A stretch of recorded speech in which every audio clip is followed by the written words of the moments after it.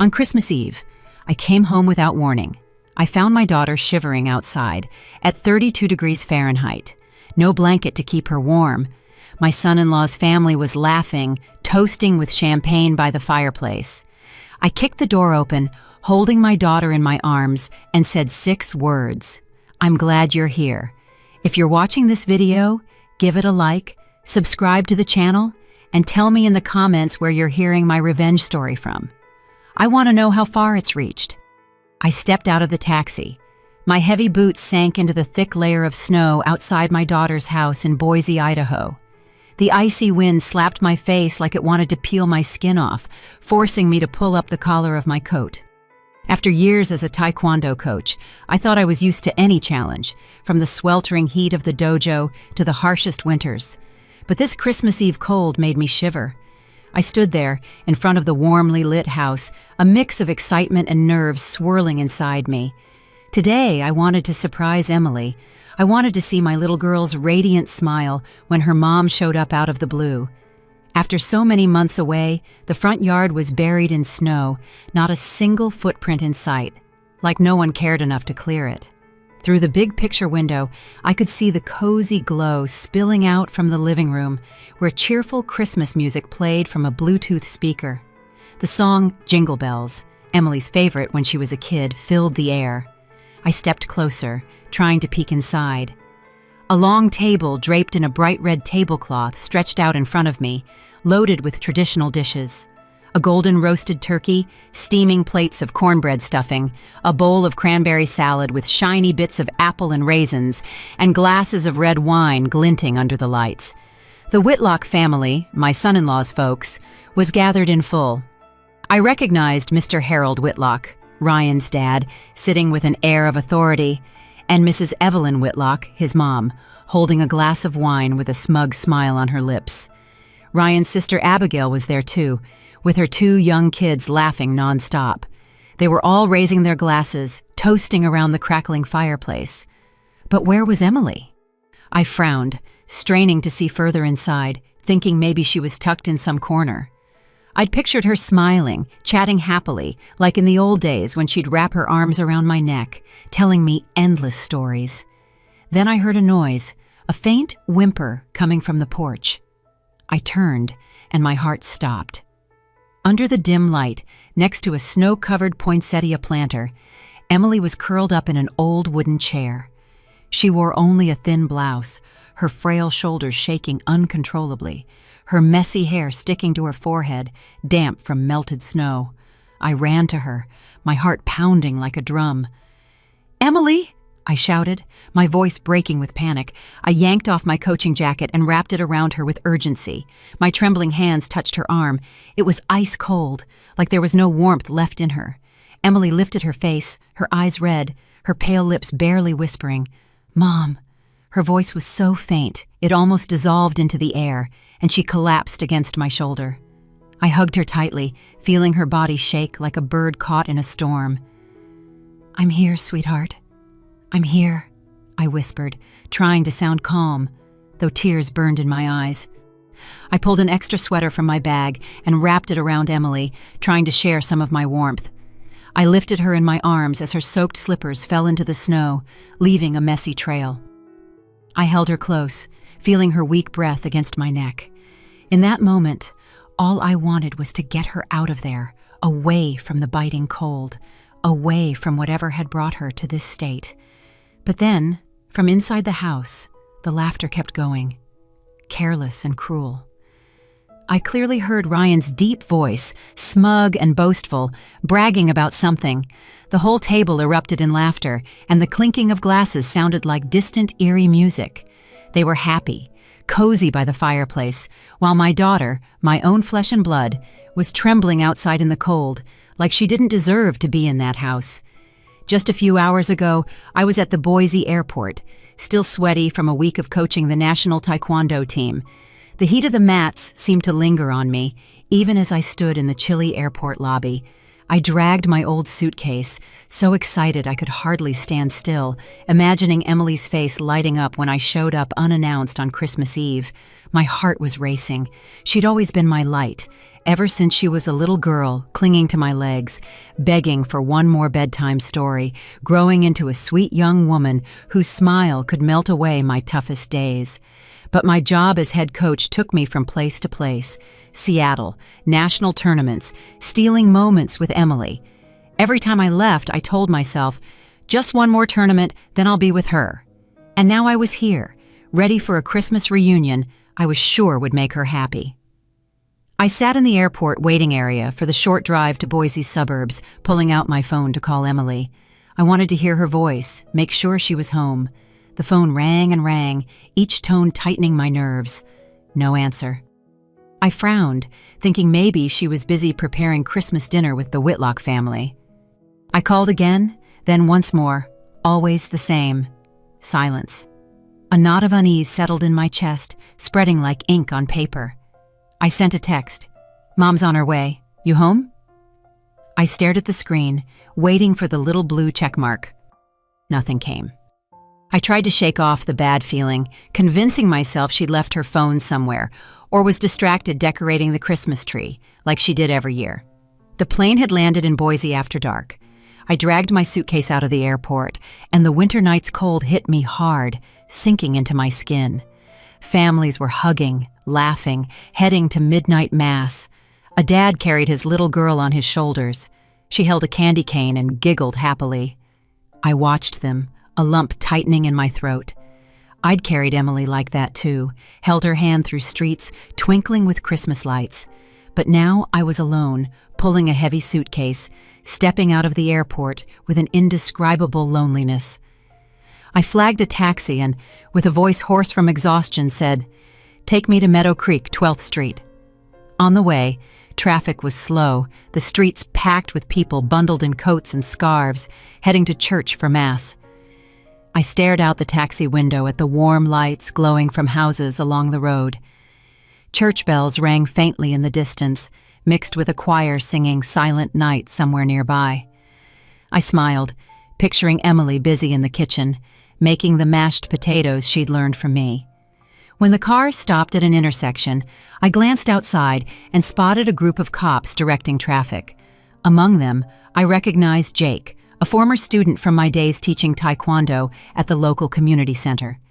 He stood tall, confident in his police uniform, but still had that same kind smile. I rolled down the window and shouted, "Jake!" He turned, his eyes lighting up as he recognized me.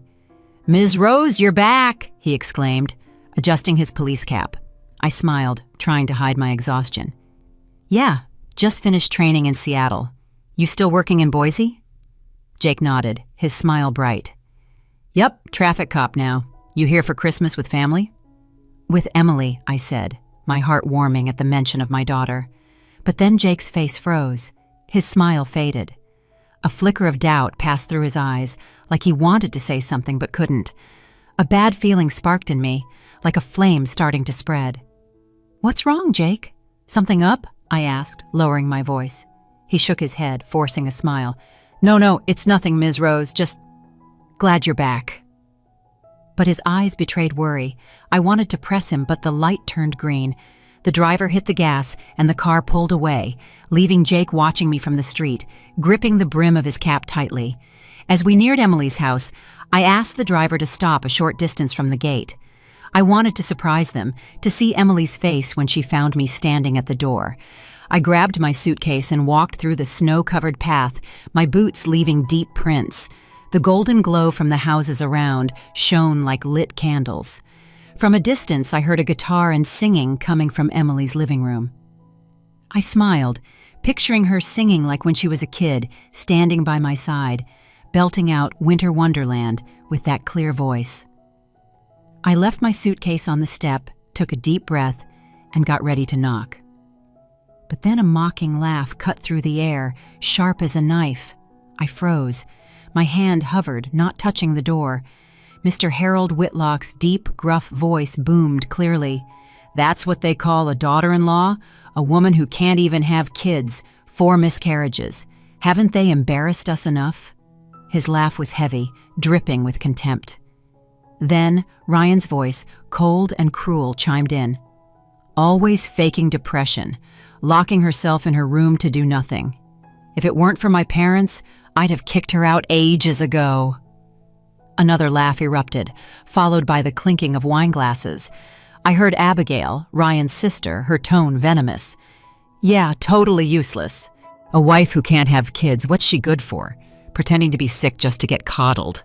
Pathetic." Each word stabbed my heart. I stood there paralyzed, my breath caught in my throat. This was how they treated my Emily, my daughter, who dreamed of a happy family, who poured her heart into every meal for her husband. Now they were humiliating her like this. 4 miscarriages, each one leaving her sobbing until she had no tears left during our phone calls. And now they said she was faking it. I clenched my fists, my nails digging into my palms. And that's when I saw Emily, curled up in a wooden chair on the porch, in just a thin blouse, her head bowed, her whole body trembling in the freezing cold. My eyes blurred with tears. My heart stopped. I scooped Emily into my arms. Her body was still shaking, cold as a block of ice. My hands trembled too, not just from the bitter Boise night, but from the rage burning in my chest. Each step toward the Whitlock's door felt like it carried 1,000 pounds, but I didn't stop. I pounded on the wooden door, my knocks firm, drowning out the Christmas music blaring inside. Jingle bells looped over and over, mocking the painful scene I'd just witnessed. No one came to open it. I gritted my teeth and banged harder, like I wanted to knock the door down in one blow. Finally, the door swung open. Mrs. Evelyn stood there, a glass of red wine wobbling in her hand, her lips painted bright red, glossy under the light. The smell of alcohol wafted from her, but her face wore a forced smile, trying to seem polite.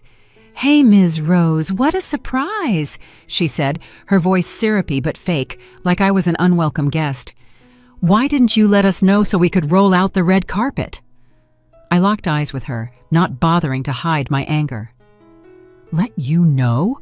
I growled, each word hissing through my teeth. "If I'd let you know, how would I have seen this? What did you do to my daughter?" I held Emily tighter, feeling her faint breath against my shoulder. Each breath was a reminder I couldn't let this slide. Evelyn raised an eyebrow, glancing at Emily in my arms with a grimace, like she was looking at something annoying. "Emily just wanted some fresh air," she said, her tone soft, but laced with contempt. "Don't make a big deal out of it. It's Christmas. Come in. Don't stand out in the cold." Her words hit me like a slap in the face. Fresh air? While my daughter was practically freezing outside in a thin blouse? Before I could respond, Ryan appeared behind his mother, his shirt unbuttoned, exuding deliberate nonchalance. He held a bottle of wine and shot me a defiant look. "Mom, close the door," he said, his tone dripping with arrogance, chin raised. "Let her stay out there till she gets over it. Who shows up to Christmas dinner acting all fragile to get out of helping?" He let out a mocking chuckle, like he'd said something clever. Those words were another knife, not just in my heart, but in Emily's. I felt her body shrink in my arms, like she wanted to vanish. From the table, Abigail's voice rang out, sharp and venomous. "Exactly. A woman who can't even carry a baby to term? What's she worth? Useless." Her laugh cut like a blade, mixing with the murmurs of others around the table. I heard Abigail's 2 kids, Emily's cousins, run out to the porch, curious. They looked at Emily in my arms, then giggled, whispering to each other, "Aunt Emily's in trouble." Their innocent little voices burned like salt in an open wound. My face flushed with rage. I rammed my shoulder into the door, then kicked it hard. The door flew open, slamming against the wall with a bang that silenced the room. Evelyn's wine sloshed, spilling red stains onto the expensive rug. The Christmas music stopped abruptly, like someone had yanked the speaker's plug. The air in the room turned heavy, suffocating, like all the oxygen had been sucked out. I stepped into the center of the living room, still holding Emily. Each step left a trail of melted snow on the hardwood floor, like marks of rage that couldn't be erased. Every eye was on me. Mr. Harold, his face cold. Evelyn, her fake smile gone. Abigail, her eyes full of disdain. The rest of the family, a mix of shock and annoyance. I felt their hostility in every glance, but I didn't care. Carefully, I settled Emily on the couch, draping my scarf over her shoulders. Her hands were still icy, trembling like the snow's cold still clung to her. I knelt, looking into her eyes, trying to give her some of my strength, though inside I was a storm of fury and pain. The Whitlocks' living room was still brightly lit. The fireplace crackled, but the atmosphere was thick, like everyone was bracing for an explosion. Ryan stepped closer, his face red from the wine, his eyes gleaming with arrogance. He lowered his voice, cold but still smug, like he owned the place. "You don't get to make a scene in my house, Rose," he said, emphasizing my house, like he was reminding me I was an outsider. Ryan stood tall, one hand on his hip, his shirt half unbuttoned in a gesture of contempt. But in his eyes I caught a flicker of uncertainty. He knew I wasn't someone easily intimidated. I shot to my feet, pointing straight at his face, my voice trembling with fury. "No right?" I snapped. "And you? You think you have the right to throw my daughter out into the cold? To let her nearly freeze to death?" My blood boiled in my head. Every word exploded from my chest. "Is that what you call a husband? Is that what you call family?" I glanced around at the banquet table, the plates still steaming, the wine glasses glinting like they were mocking Emily's suffering. Mr. Harold Whitlock rose slowly from the head of the table, adjusting his suit jacket, his deep voice resonating with authority. "That's enough, Ms. Rose," he said. "This is a family matter. A woman who can't bear children needs to learn to endure. That's just how it is." His words hit like a sledgehammer, cold and cruel. I locked eyes with him, seeing the arrogance of a man who'd spent years as a judge, used to controlling everything, but today he'd picked the wrong opponent. I glanced at the table, where the roasted turkey still wafted its aroma, the cornbread stuffing neatly arranged, the wine sparkling under the lights. Then I looked at Emily, still shivering on the couch, her stomach faintly growling like a silent accusation. I couldn't hold back anymore. My voice erupted, sharp and cutting. "So you feast while my daughter's outside in 32-degree weather, no coat, no food? That's what you call tradition? That's what you call humanity?" Evelyn shrugged, her smile icy, like I was blowing things out of proportion. "A woman who can't have kids, even if she eats, is just a waste," she said softly, her voice dripping with disdain. She raised her wine glass and took a sip, as if to show she didn't care one bit about my feelings or Emily's. Abigail chimed in from the table, her tone acidic, rubbing salt in the wound. "Your daughter always uses depression as an excuse to avoid work," she said. "In all this time, has she ever cooked a decent meal for the family? All she does is lie in bed, whining, dragging everyone down." She shook her head, her eyes full of mockery, like Emily was a burden the whole Whitlock family had to bear. Murmurs from the relatives around the table grew louder. Some shook their heads, others snickered, as if they agreed with those venomous words. Every sound, every sidelong glance pierced my chest like another stab. I wanted to flip that fancy table over, to demand justice for my daughter. But then a faint voice came from the couch. Emily, my little girl, had stirred. She tried to sit up, her trembling hands gripping the edge of the couch. "I'm so tired," she stammered, her voice breaking, barely audible. "No one understands." Her words were crushed instantly by Ryan's shout. "Enough," he barked. "Shut up. You've embarrassed me enough already." He stepped toward her, his gaze icy, like he wanted to shatter what little strength she had left. I saw Emily's shoulders slump, her red eyes brimming with tears, and my heart tightened. I stepped in front of her, ready to do whatever it took to protect her. Memories of Emily flooded my mind like an avalanche. I remembered the days she'd call me, sobbing over the phone. Each time she lost a child, the first, the second, the third, the fourth. With every miscarriage, her soul broke into pieces. She'd been a sweet girl who dreamed of a warm home, family dinners with her husband and kids. But the pain over and over had pushed her to the edge of despair. I'd tried to be there for her, even through long-distance calls, but I never imagined the Whitlock family, the ones I trusted, would treat my daughter like this. Ryan, my son-in-law, who I once thought was a decent man, now showed his true face. A cruel bully who cast my daughter out into the cold, treating her like garbage. I was on the verge of losing it. Through the window, I saw Jake standing silently on the porch. Maybe he'd been patrolling the neighborhood, his hard gaze and clenched fist showing he'd heard and witnessed this cruelty. I gave him a slight nod, signaling him not to step in just yet, but inside, his presence was a ray of hope. I knew I wasn't alone. I had a witness, someone who knew the truth. Ryan took another step, pointing at me, dropping the mask of politeness. "I'm warning you, this is my house," he said. "Stay out of it, or things will get worse." He smirked, convinced I'd back down under the Whitlock family's power. He was wrong. I clenched my fists, my knuckles cracking, feeling all the rage I'd bottled up in my life explode in that moment. The air in the room was so thick, it felt like a single spark could set it all ablaze. I locked eyes with Ryan, my voice low but sharp as a knife. "You think you can threaten me? You think you can keep hurting my daughter without paying a price? You're wrong, Ryan. I'm not letting this go." I turned to the whole Whitlock family, from Mr. Harold's cold stare to Evelyn's faint smirk to Abigail's disdainful glare. "All of you," I said, my voice echoing in the silent room. "You're going to pay for what you did to Emily." The Whitlock's living room fell into a terrifying silence, like the air had been sucked out, leaving only a thick tension ready to explode.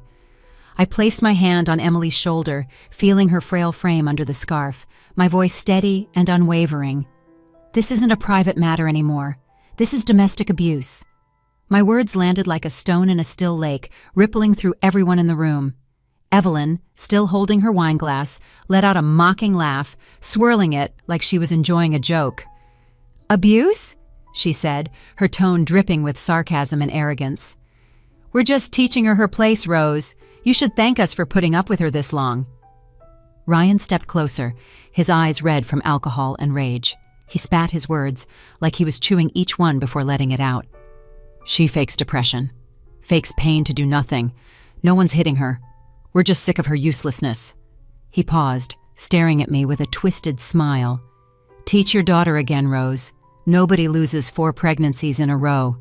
Maybe she did it on purpose." Those words were like a razor blade. They didn't just cut my heart. They tore open Emily's unhealed wounds. I heard her breath catch, like she'd been punched in the chest. 4 miscarriages. 4 times she called me, sobbing, her voice broken, saying she'd lost the children she could never hold. Each time, I could only clutch the phone, helpless from afar, trying to comfort her with empty words. And now Ryan dared to stand in front of me and say she'd done it on purpose. I clenched my fist so hard my nails dug into my palm, blood rushing to my face. He'd crossed a line I couldn't forgive. I pulled my phone from my coat pocket. My hand shook, but I quickly dialed the nearest police station. "I'm calling the cops," I said, my voice cold as ice, though inside I was a hurricane. "A report will be filed. You'll answer to the law." I emphasized each word like I was carving them into the air, making sure everyone knew I wasn't bluffing. Ryan froze. The wine bottle slipped from his hand, clattering onto the hardwood floor, red wine staining the expensive rug. Panic flashed in his eyes, though he tried to regain his air of superiority. "You wouldn't dare!" he shouted, but his voice wavered, like he hadn't expected me to go this far. Mr. Harold, who'd been watching with a cold expression, stepped forward, adjusting his tie, his deep, gravelly voice booming with authority. "You have no idea who you're challenging, Rose," he said. "I've spent my life on the judge's bench. I've seen the worst this world has to offer.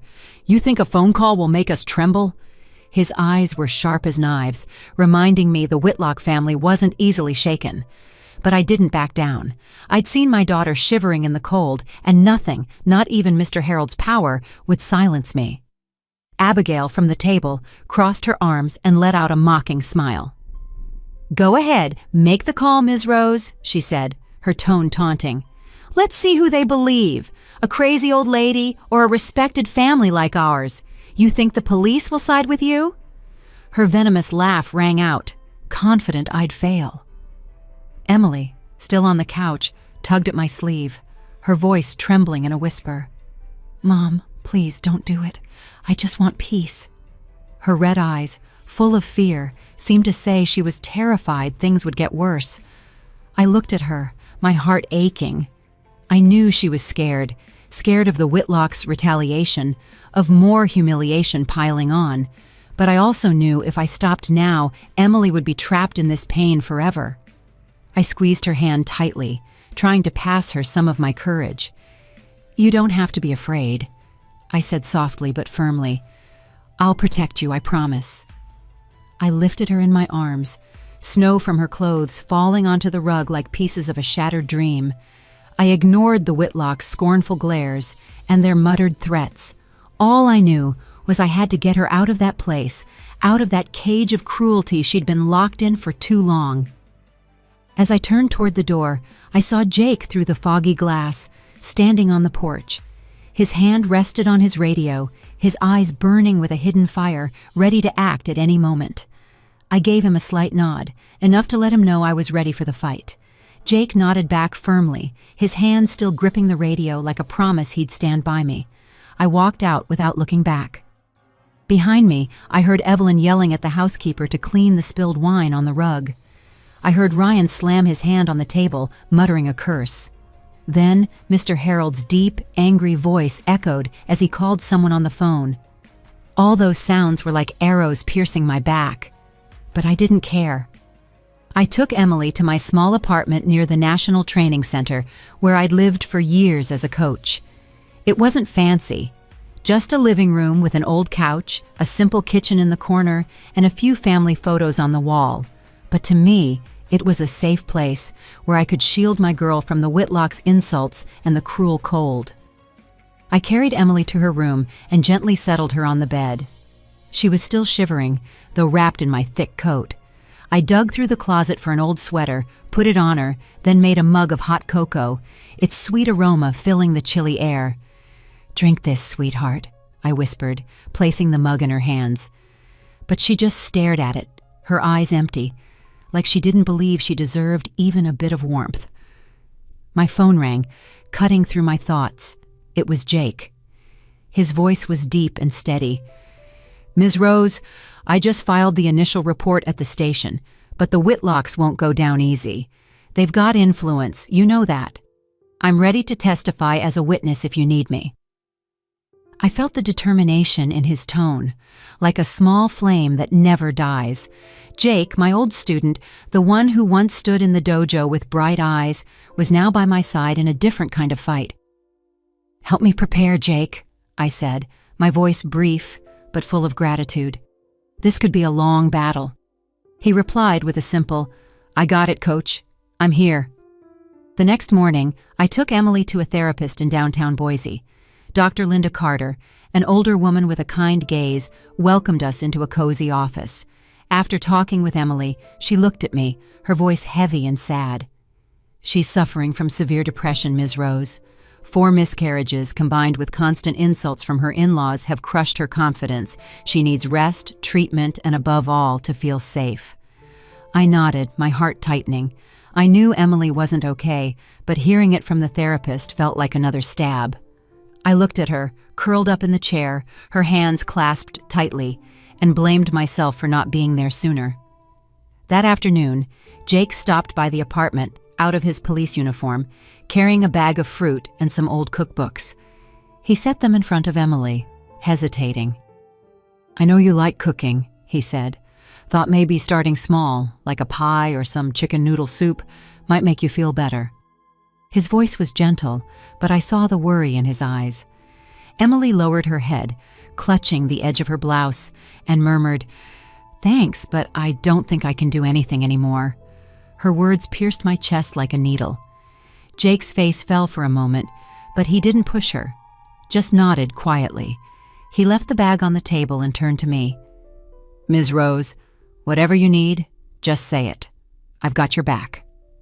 That night, after Emily was asleep, I sat at the kitchen table under the dim light, surrounded by papers. I heard a noise outside, then saw a thick envelope slide under the door, silent as a quiet threat. I opened it. Inside was a handwritten note, the letters messy. "Don't mess with the Whitlock family if you don't want to end up as miserable as your daughter. Give up." My blood boiled as I read it. I crumpled the paper and threw it hard into the trash, the sound breaking the silence. That threat didn't scare me. It only fueled me. They thought I'd back down. They were wrong. That same night, I started organizing all the proof of money I'd sent Emily over the years, bank receipts, messages with my notes of love. Each was evidence I'd always tried to support her, even though Ryan and his family had squandered most of it. Every paper was a memory. The times Emily called, her voice shaky, saying she wanted to buy something for the house, only for Ryan to tell her it wasn't needed. I gripped the pen so hard it nearly snapped. I'd trusted Ryan.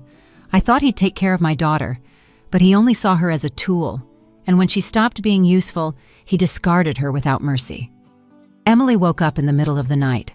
She stumbled out of her room, legs trembling, and saw me at the table, buried in papers, my eyes tired but full of fear. "Mom," she whispered, her voice breaking, I'm scared. I'm scared they'll do something to you." I looked up, saw her red eyes, and felt my heart being squeezed. I stood, walked to her and hugged her, feeling her fragile body in my arms.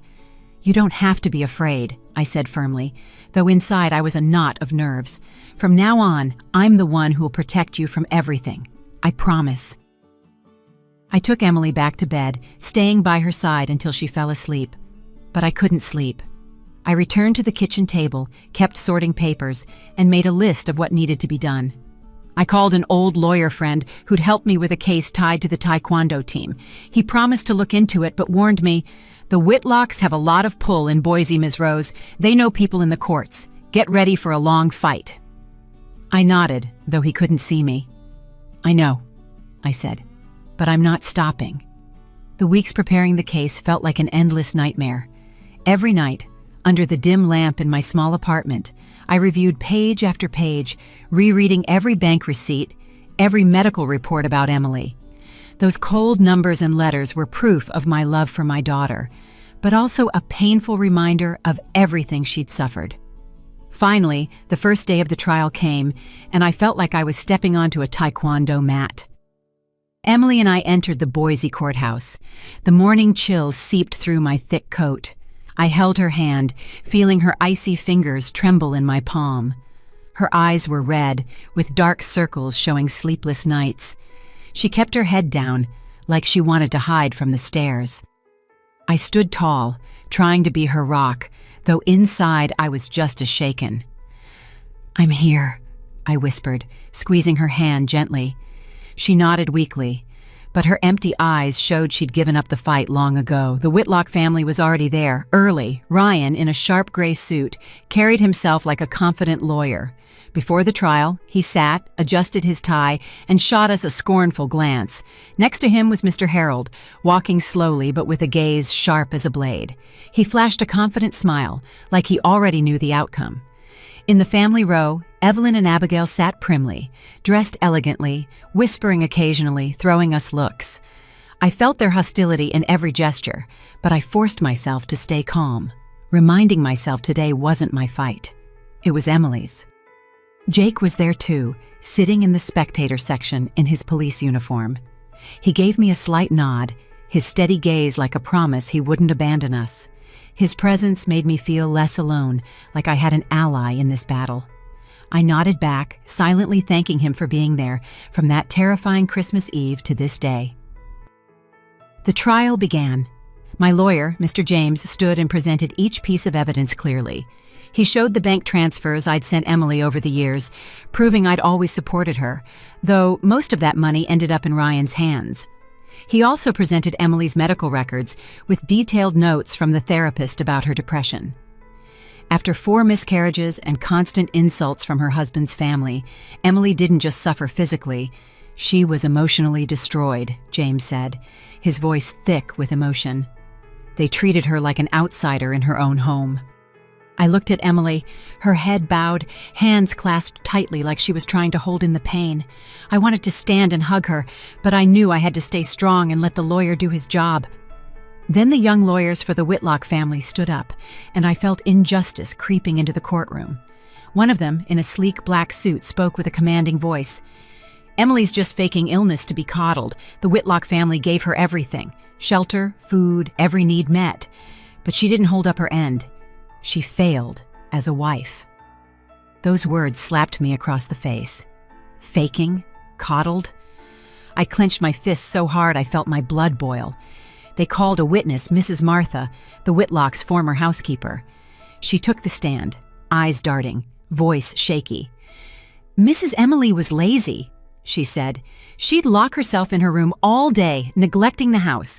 I had to do everything, cooking, cleaning." I couldn't believe my ears. Emily, the same woman who lovingly prepared every meal, who made homemade pies to please the whole family, now branded as lazy. I shot to my feet, unable to hold back. "You're lying! Emily was never like that." The judge, a middle-aged man with a stern face, slammed his gavel and said coldly, "Silence, please. This is a courtroom." I sat back down, my heart racing, feeling like I couldn't breathe. I glanced at Mr. Harold Whitlock. He smiled, a subtle, smug nod to the judge. An invisible thread between them chilled my skin. Something wasn't right. I felt it clearly. They'd planned this day, and I was just a pawn in their chess game. Emily stayed hunched over, her trembling hands gripping the chair's edge. I saw Jake in the back row, jaw clenched, fists tight, like he was fighting to contain his own fury. Mr. James, our lawyer, pressed on, his voice steady. "We'd like to present key evidence, a recording from Christmas Eve capturing the Whitlock family's insults and psychological abuse toward Emily." He played the audio Jake had secretly recorded. Ryan's voice boomed, cold and cruel. "She's just faking depression to dodge her duties." Then Evelyn's, "A woman who can't have kids, even if she eats well, is useless." And Abigail's, sarcastic, "She can't even manage to give birth." The courtroom fell silent, only faint whispers breaking through. I looked at Emily, saw her shrink, as if those words stabbed her all over again. But the Whitlock's lawyer jumped up, objecting. "That recording's illegal, made without consent. It violates privacy rights." The judge nodded, his voice dry. "The recording is inadmissible." I felt the ground open beneath me, clutching the chair to keep from collapsing. The recording, the clearest proof of the Whitlock's cruelty, tossed out on a technicality. Murmurs filled the room. Some gasped in disbelief, others shook their heads, confused.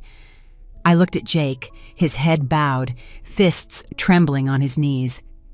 Emily hid her face in her hands, shoulders shaking as she fought back tears.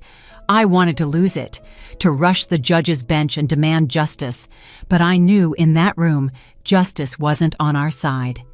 Mr. Harold sat there, his gaze calm but arrogant, like he'd known this would happen.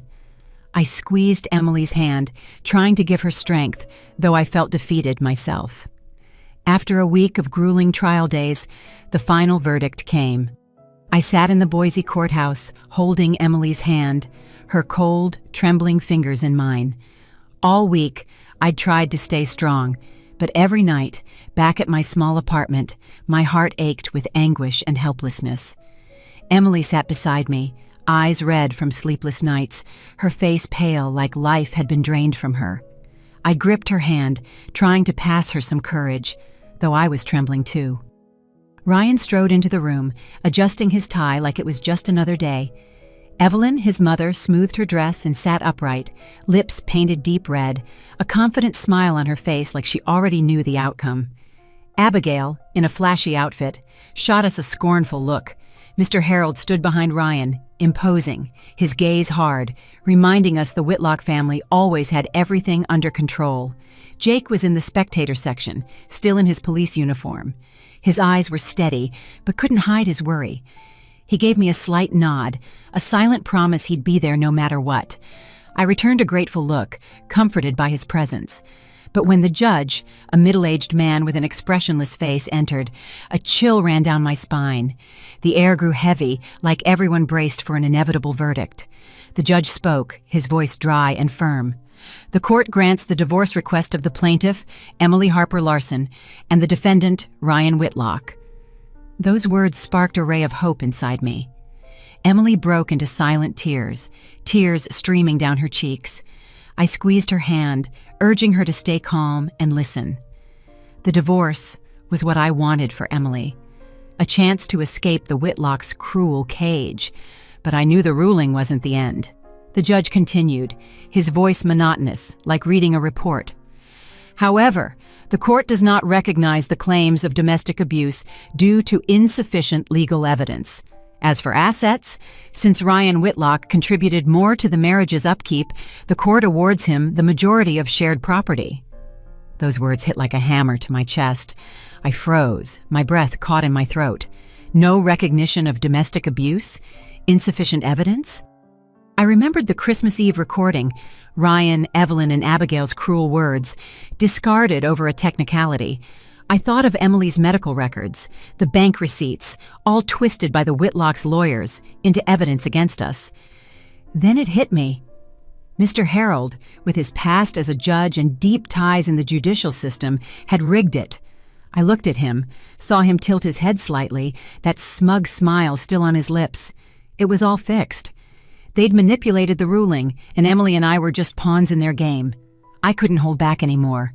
I shot to my feet, my voice breaking with rage and pain. "This is so unfair! This isn't justice!" My shout echoed, silencing the room. Emily grabbed my hand, eyes wide with panic, but I didn't stop. "You saw how they treated my daughter. You heard what she endured, and you still dare say there was no abuse? You dare take everything from her?" A guard approached, his voice firm. "Ma'am, please sit down, or I'll have to ask you to leave." I glared at him, then at the judge, who sat there, face blank, like my words meant nothing. I sat, hands trembling, feeling the world crumble beneath me. Ryan turned, locked eyes with me, and flashed a mocking smile, adjusting his tie like he'd won a grand victory. Evelyn and Abigail nudged each other, giggling under their breath, making sure I heard. That laughter was a knife plunging deep into my heart. Mr. Harold nodded slowly, his gaze calm, like this was just another case he'd pulled strings on. I looked at them all, one by one, my blood boiling. They hadn't just stolen Emily's justice, they'd stolen my faith in a system I once thought was fair. Emily covered her face with her hands, her body shaking, her muffled sobs tearing me apart. I wanted to hug her, tell her everything would be okay, but no words came. The judge's words echoed in my head like a sentence, not just for Emily, but for me. Jake, in the back, stood abruptly glaring at the Whitlocks. I saw veins bulging in his arms, fists clenched, like he was holding back a storm of rage. I signaled him to stay calm, though I wanted to scream and break everything in that room. The judge slammed his gavel, his voice sharp. "Order! The session is over. Everyone may leave." The gavel's sound was a final period, but for me, it was the start of a new pain. People began to rise, voices murmuring, papers shuffling. But I stayed, holding Emily tightly, her trembling shoulders and sobs breaking me inside. I wanted to comfort her, but my throat closed, like words were useless against this pain. The unjust ruling didn't just strip Emily of assets. It took the last shred of my belief that the system would protect her. Ryan sauntered over, his posture smug, like he'd won a major victory. He leaned close to my ear, whispering mockingly, "See, Rose? I told you. Don't fight me. You're just a useless old woman."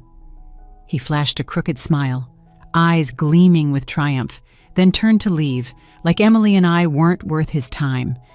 His words were gasoline on the fire of my rage. My blood surged, veins pulsing. I clenched my fist so hard it hurt, my body taut like a drawn bow, ready to snap. I wanted to lunge, to land a punch on that arrogant face, to pay him back for everything he'd done to my daughter. After years as a taekwondo coach, I'd learned restraint, but in that moment, all my barriers crumbled. I took a step forward, heart pounding, ready to do something I'd regret. But Jake rushed in front of me, eyes blazing, lips tight, fist clenched like he was about to unleash it on Ryan. I saw my own fury in him, an uncontainable outrage at the injustice. The courtroom buzzed, voices rose. Are they going to fight? A cop throwing punches in court? Some pulled out phones, camera flashes lighting up the tension. A journalist in the corner raised his camera, eyes hungry for a scandal. Ryan turned, startled for a moment, but quickly regained his defiance. He smirked coldly. Go ahead, hit me. I'll make sure you lose everything. Who do you think you are? Just a low-life cop. He stepped closer, taunting, certain Jake wouldn't dare touch him.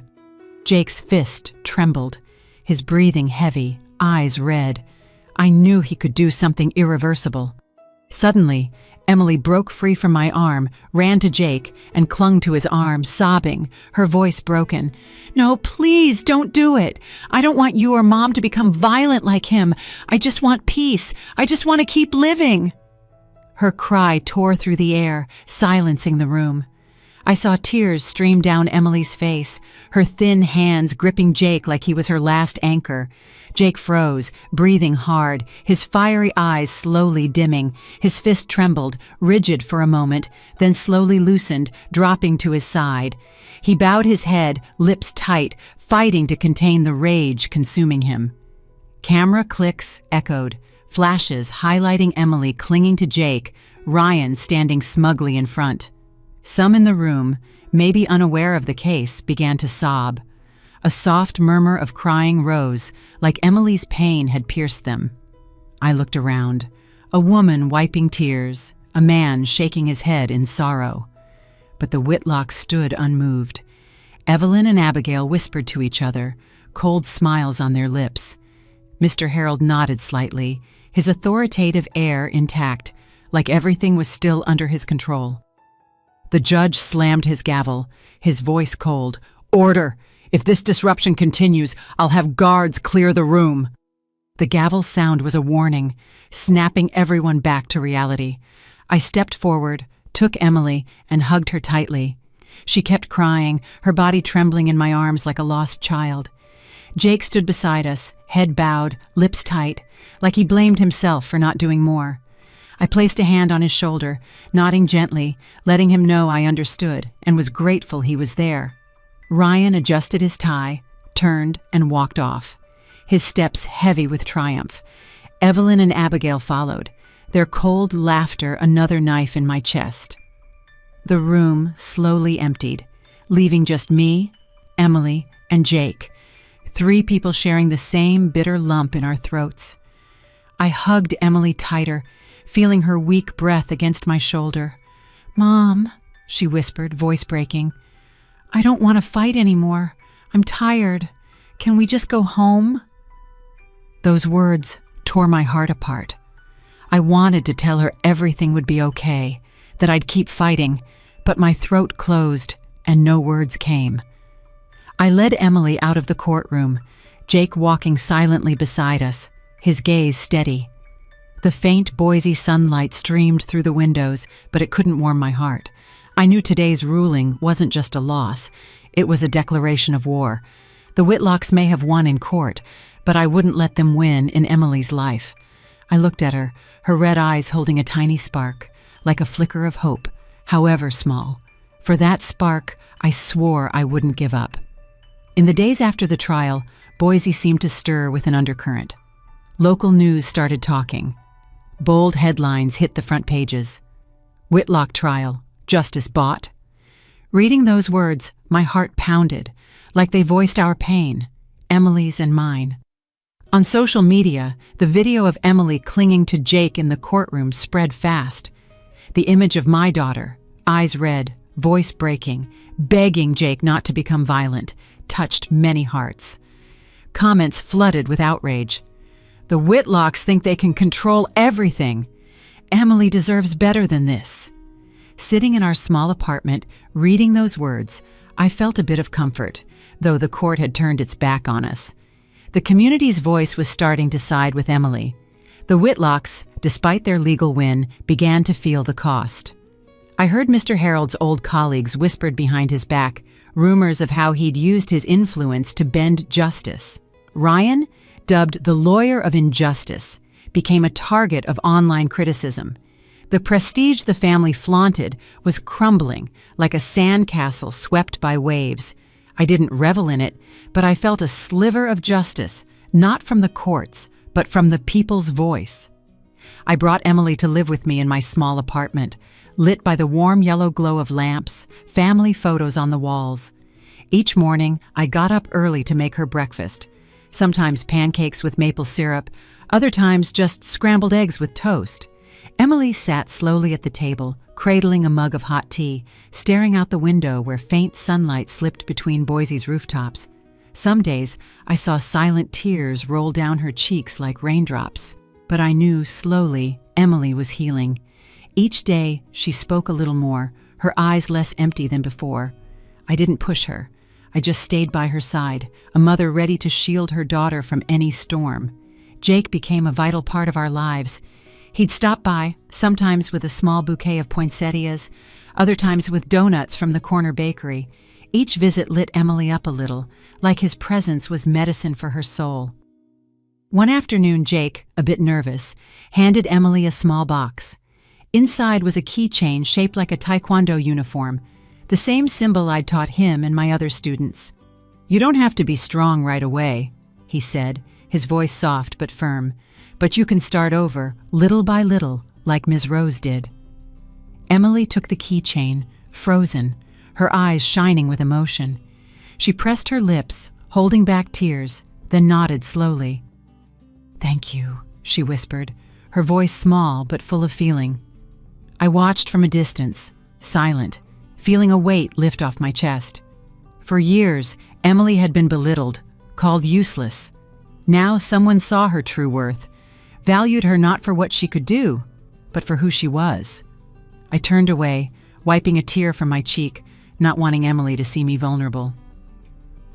One evening, as the sunset bathed the apartment in gold, Emily sat across from Jake on the couch. Her head was bowed, hands twisting the edge of her sweater, voice trembling. "Jake, I might never be able to have kids, if that disappoints you." She stopped, like she feared those words would ruin everything. I was in the kitchen, pretending to wash dishes, but my heart stopped, waiting for Jake's reply. He smiled, a warm, steady smile, took her hands, and looked her in the eyes. "I don't need that, Emily. You're already my family." Those words were a gust of warm air, melting the cold lingering in my chest. I heard them with a lump in my throat, eyes blurring. For years, Emily had been humiliated, treated as a failed wife for not having children. Now someone told her she was enough, that she deserved love just for being herself. I turned my face, letting tears fall silently, my heart full of gratitude too big for words. Easter came, and I took Emily by the hand to walk through Boise's main square, like when she was a little girl, skipping happily down lit-up streets. The square was alive with children's laughter and the smell of fresh-baked pies from food stalls. Emily wore a light sweater, her hair tied up, and for the first time in months, I saw her smile, a radiant spring sun smile. "Mom," she said softly, "I miss these days. I miss when you taught me to make apple pie, when you told me about your taekwondo matches." I smiled, squeezing her hand. "I miss them too, sweetheart, and I'll always be here to make more memories with you." As we sat on a wooden bench watching kids play by the fountain, a simple but profound truth hit me. Justice in courtrooms can be twisted, bought by power and money, but the justice of the heart, love, respect, resilience, no one can touch that. Emily, though she'd lost so much, was finding herself day by day, step by step. And I, A mother who once felt powerless now knew my greatest strength wasn't in punches thrown in the ring, but in my love for my daughter. Jake showed up with a bag of warm churros, handed one to Emily, and they laughed and chatted like old friends. I watched, my heart full of hope.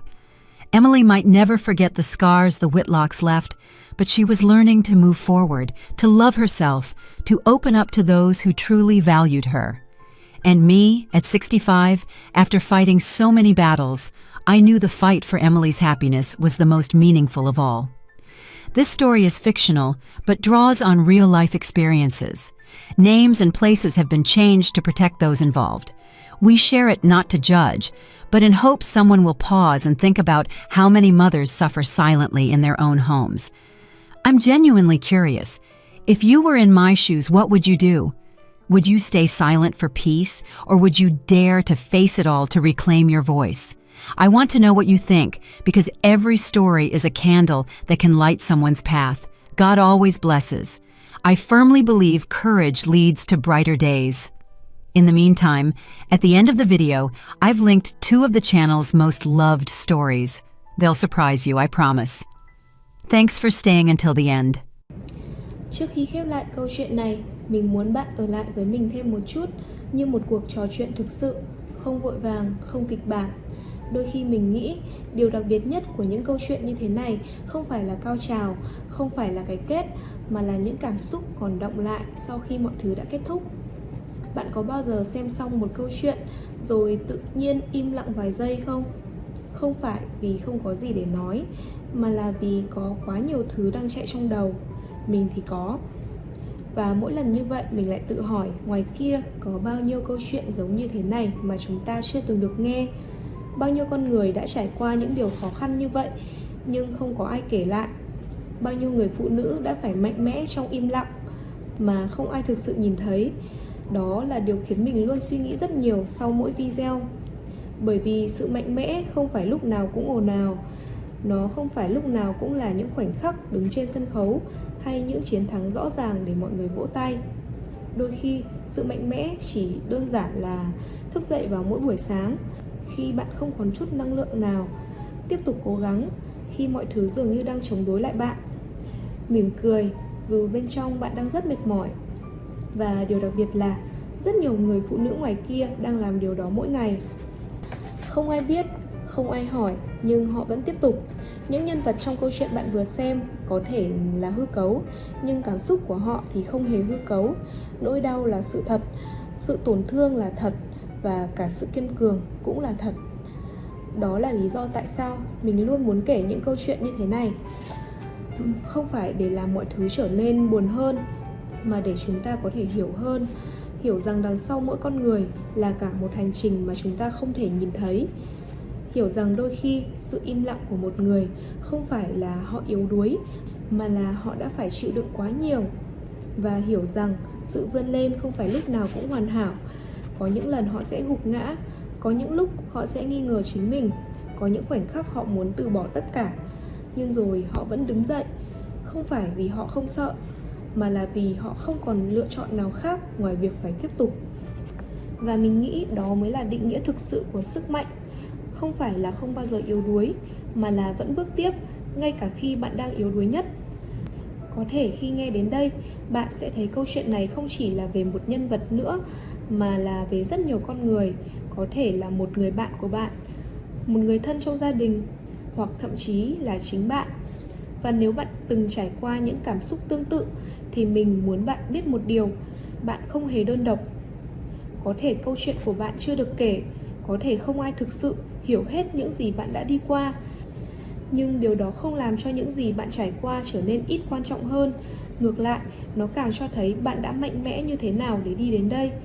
Và đó cũng là lý do mình luôn hy vọng khi bạn xem được những video này, bạn không chỉ xem để giải trí, mà bạn sẽ cảm nhận, bạn sẽ dừng lại một chút để nghĩ, để nhìn mọi thứ chậm lại, để hiểu hơn về con người và về chính mình. Bởi vì đôi khi một câu chuyện có thể không thay đổi cả thế giới, nhưng nó có thể thay đổi cách bạn nhìn nhận về thế giới. Và như thế đã là rất đủ rồi. Nếu bạn đã đi cùng mình đến tận đây, thật sự mình rất trân trọng điều đó. Không phải ai cũng có đủ kiên nhẫn để lắng nghe đến tận giây phút cuối cùng. Và việc bạn vẫn ở đây có nghĩa là câu chuyện này đã chạm đến bạn, dù chỉ một chút. Nếu bạn muốn, bạn có thể tiếp tục đồng hành cùng mình trong những video tiếp theo. Vẫn sẽ là những câu chuyện như thế này. Những câu chuyện có thể sẽ khiến bạn suy nghĩ nhiều hơn, có thể khiến bạn cảm thấy nặng lòng, nhưng cũng có thể mang lại cho bạn một góc nhìn khác. Và trước khi kết thúc, mình chỉ muốn nói một điều thôi. Đôi khi cuộc sống sẽ không công bằng, đôi khi mọi thứ sẽ xảy ra theo cách mà bạn không thể kiểm soát. Nhưng điều bạn luôn có thể kiểm soát là việc bạn chọn đứng dậy như thế nào sau tất cả. Dù chậm cũng được, dù mệt cũng được, chỉ cần bạn vẫn bước tiếp thì bạn đã mạnh mẽ hơn bạn nghĩ rất nhiều rồi. Cảm ơn vì các bạn đã ở đây, đã lắng nghe và đã cùng mình đi qua những câu chuyện này. Hẹn gặp lại các bạn trong những câu chuyện tiếp theo. Bye!